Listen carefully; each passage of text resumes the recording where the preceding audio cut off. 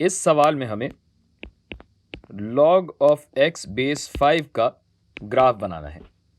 इस पूरी चीज़ का मतलब ये है कि 5 की क्या ताकत रखी जाए कि जवाब x आए, यानी 5 की ताकत y है। बस ये ख्याल रहे कि चूंकि हम लॉग वाली इक्वेशन का ग्राफ बना रहे हैं, लिहाजा हमारा इंडिपेंडेंट वेरिएबल यानी ये जो x एक्सिस पे है ये x ही रहेगा, y नहीं हो जाएगा, जैसा कि आपको यहां नजर आ रहा होगा। हमने ये दूसरी वाली शक्ल सिर्फ अपनी सहूलत के लिए या बेहतर तरीके से समझने के लिए लिखी है। तो हालांकि हम टेबल बनाते हुए x के बजाय y की वैल्यूज लिखेंगे, मगर ये सिर्फ हमारी कैलकुलेशन आसान बनाने के लिए है, इससे ग्राफ की सेहत पे कोई असर नहीं पड़ेगा। और अभी जब ग्राफ बनेगा तो आप पे ये चीज़ वाजे हो जाएगी। तो पहले टेबल बनाते हैं। टेबल में x की वैल्यूज़ आएंगी और उनकी मुतालिका y वैल्यूज़ हम कैलकुलेट करेंगे। तो अगर मैं चाहूँ कि y को -2, -1, फिर 0, फिर 1 और फिर 2 करना चाहूँ, इसको थोड़ा सा नीचे ले आता हूँ, बल्कि बड़ा कर देता हूँ, ये ले। क्या याद करेंगे? तो इससे होता ये है कि अगर y की ताकत, अगर पहली वैल्यू को देखें, अगर y की ताकत में -2 चाहूं तो 5 की ताकत, तो ये होगा 5 की ताकत -2, यानी 1/, इस सबको मैं उधर ले जाऊं ताकि थोड़ी जगह रहे, और ये लें। तो 5 की ताकत -2 का मतलब 1/5 की ताकत 2, यानी x हो जाएगा 1/25।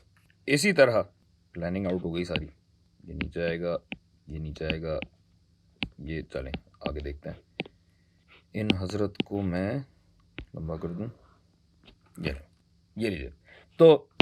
तो इसी तरह फिर 5 की ताकत -1 का मतलब क्या है? 1/5, यानी x यहाँ पे होगा 1/5। फिर 5 की ताकत अगर 0 डालूं तो किसी भी चीज़ की ताकत 0 का मतलब यह है कि वो 1 के बराबर है। ये आ जाए लाइन पे, ये आ गया, ये आ गया लाइन पे, ये भी नीचे ले आते हैं। और अब अगर 5 की ताकत 1 डालूं तो जवाब आता है 5, और फिर अगर 5 की ताकत 2 डाला जाए तो ये तो सीधा सीधा 25 आता है। और अब इसका अपन ग्राफ बनाते हैं। हम इसका ग्राफ बनाते हैं। ये आपका आ गया x एक्सिस, ये आपका y एक्सिस है, जो कि जाहिर है दोनों समत में चल रहा है। और अभी अपन ग्राफ बनाते हैं इसका।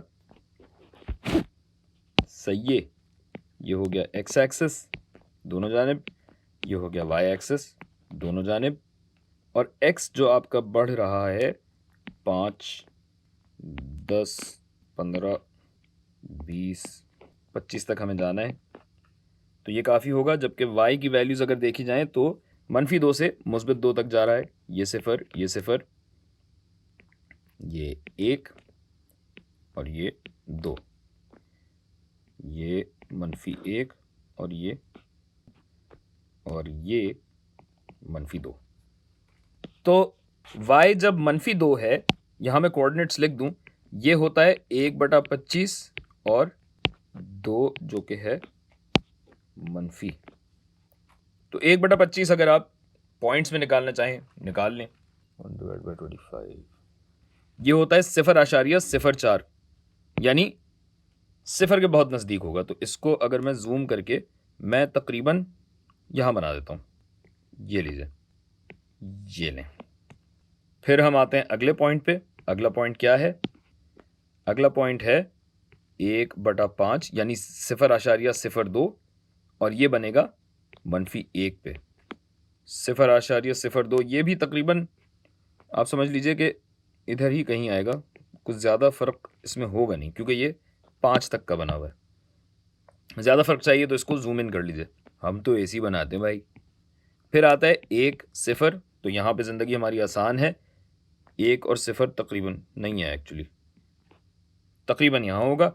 फिर आता है आपका अगला पॉइंट 5 पे 1, 5 पे 1 ये बन रहा है, जबकि आखिरी कोऑर्डिनेट आपको बनता है 25, 2। तो ये देखिए कि अचानक से कहाँ आ गया भाई, ये इधर कहीं बनेगा।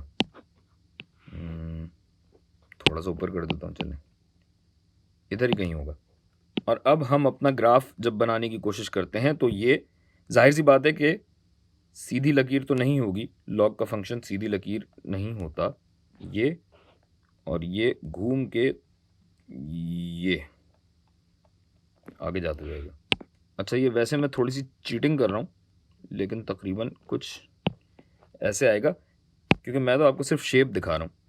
तो यहाँ मैं आपको ये चीज़ दिखाना ज़रूरी समझता हूँ, ये दिखाना चाहता हूँ कि जैसे जैसे x छोटा होता जाता है, y मनफी इन्फिनिटी की जानिब घटता जाता है।